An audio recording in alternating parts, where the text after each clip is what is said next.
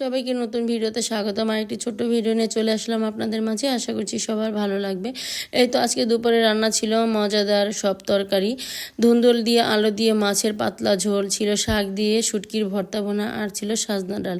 এখন সাজনা ডাল আর ভর্তা ভুনা আর মাছের ঝোল দিয়ে সবাই খাবার খেয়ে নেবে। আর এখানে আমার ছোট ছেলের জন্য আমি ভাত নিয়ে এসেছি, মাছ আর ভাত, আর সাথে সবজি এনেছি। সবজি দেখলে তো আমার ছেলেটা আবার খেতে চায় না, তাই সবজি দিয়ে জোর করে ওকে ভাত খাওয়ার চেষ্টা করি। সবজি না খেতে খেতে কিন্তু সবজির ওপর থেকে একটা অনীহা চলে আসে, তাই একটু জোর করে ওকে সবজি খাইয়ে দিই। আর মাছ হলে আর আলু আর ঝোল হলে আর হয়ে যায়, সাথে কিছু সবজিও নিয়ে এখন খাবারটা খাইয়ে দিচ্ছি। খাবার খাইয়ে দিয়ে আমরাও দুপুরে খাবার খেয়ে নেব। আজকে হঠাৎ প্রথমে ধুন্দুল তরকারি রান্না করলাম। এই বছর প্রথমে ধুন্দুল তরকারি রান্না করেছি, খেতে বেশ ভালোই লাগছে।